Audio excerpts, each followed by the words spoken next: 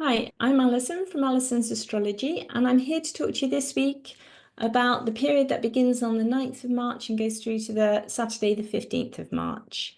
So we're beginning the week with Venus retrograde and Mercury deep into its pre-retrograde shadow, which means that we're starting to get a bit of those Mercury retrograde vibes.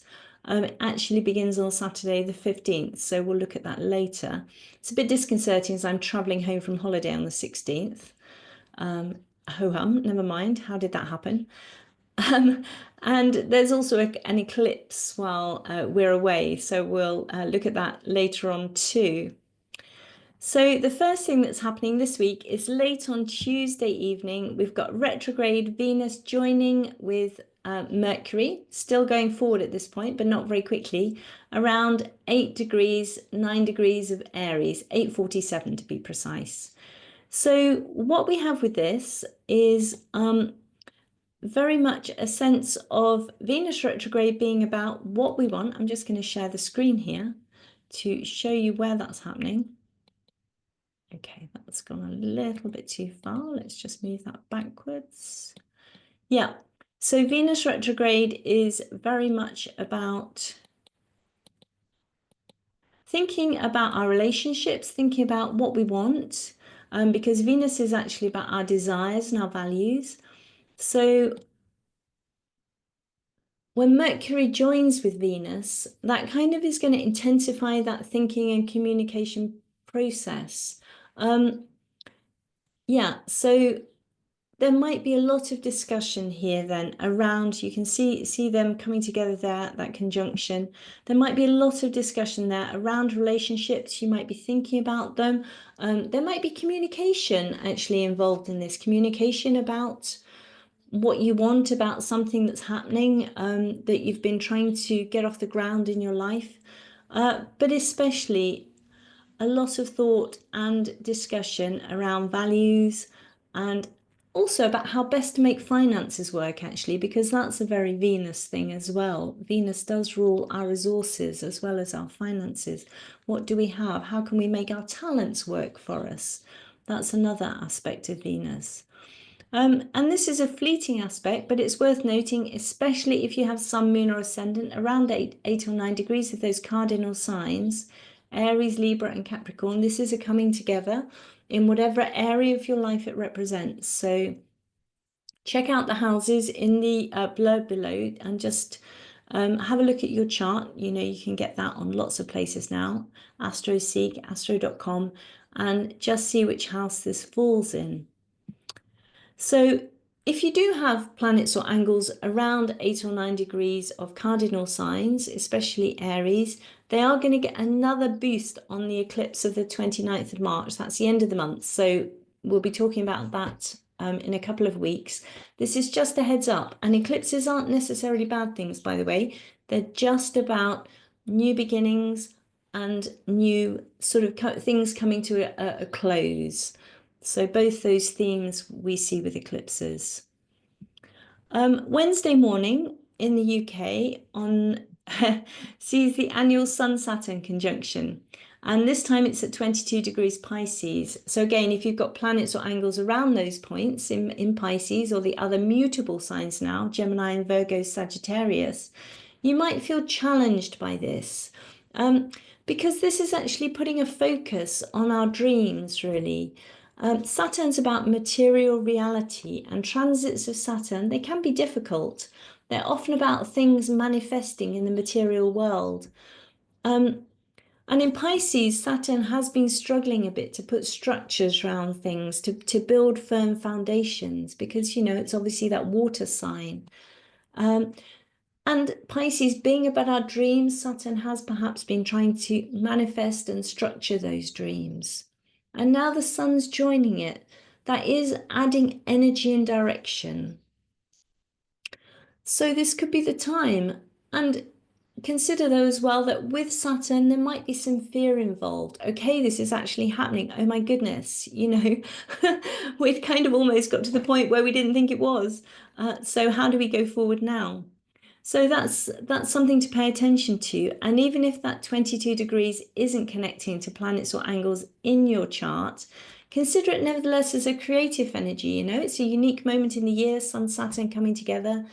Check out which area of life it falls in and maybe aim to do something creative on that Wednesday. And actually, I'm thinking about it, and this has just occurred to me. Sun and Saturn can also be about taking responsibility for something in some areas, because that's a Saturnian theme too. Yeah, so that's something to consider. Taking responsibility maybe for a dream that's coming true. Okay, so we move on to Friday, and we've got the full moon in Virgo, and I'm going to just move that on a little bit now because, right, just so you can see how those things have happened. Okay, so there's the Sun-Saturn conjunction. They're at 22 Pisces. And we're just moving this on now till we arrive at the full moon in Virgo. Okay, it was a couple of hours before this chart, but that's fine. You can see the opposition between the Sun in Pisces with Saturn still beside it and Virgo opposite. I mean, the full moon, obviously, they'll be exactly opposite. So there we go. And we've got Uranus coming into the mix. They're making an exact sextile. So that's quite nice. That's optimistic. And Mars is there too. And it's ruled by Mercury because the full moon is down here in Virgo, which is Mercury ruled. So at 9 degrees again of Aries. So interesting. Full moon in Virgo, and it's a total lunar eclipse because it's happening very close to the nodes. It's at 6:55 in the morning UK time, so that'll be an hour later in Europe. And the exact actual degree is 23:56 Virgo, so pretty much 24 degrees. And as I said a minute ago, eclipses can represent major beginnings and major endings in the area of life they fall into.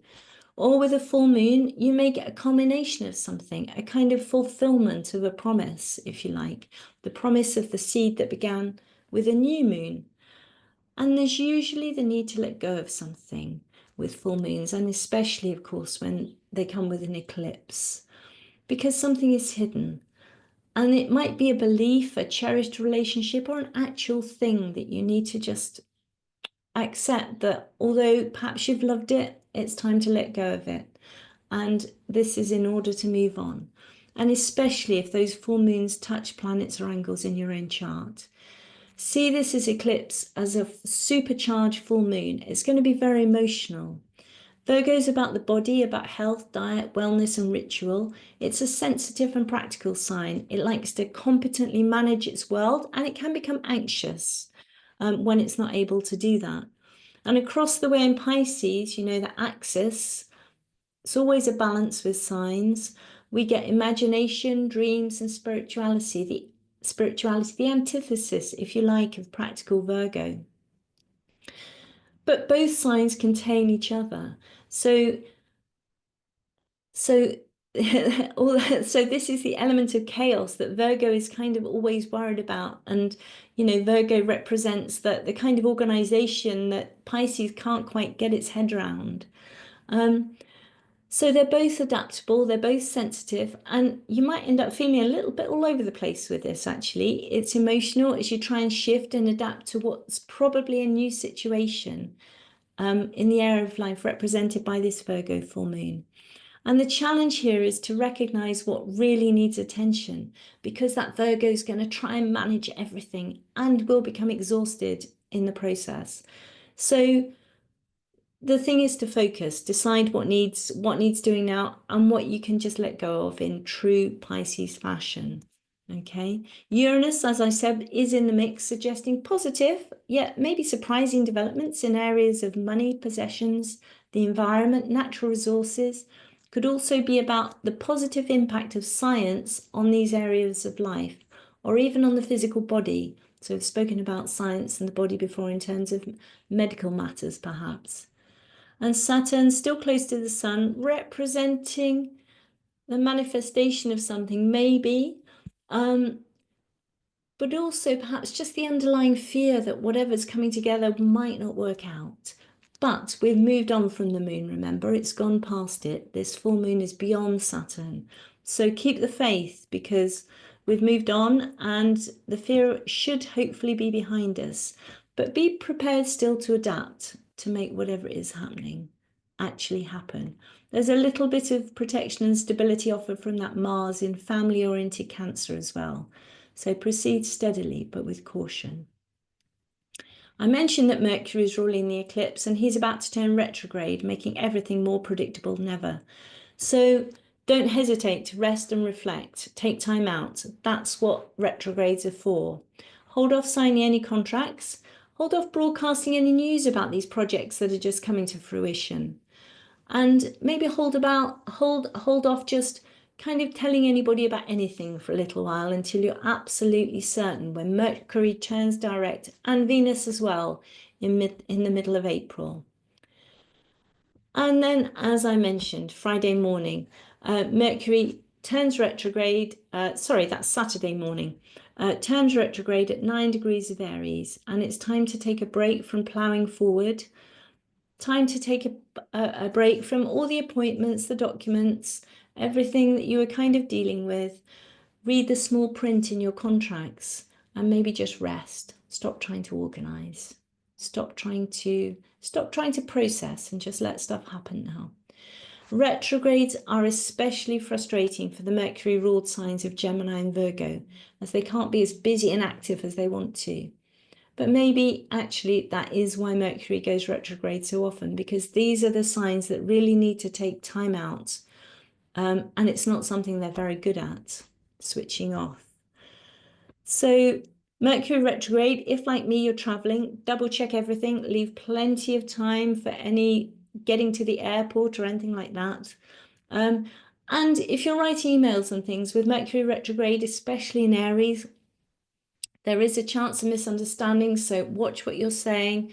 Maybe just leave them a couple of hours and then come back to them before you send them, okay? Because there's, especially Venus is retrograde as well, so misunderstandings are possible. So just give yourself time really to do everything at the moment for this month. You know, it's a very up in the air kind of time.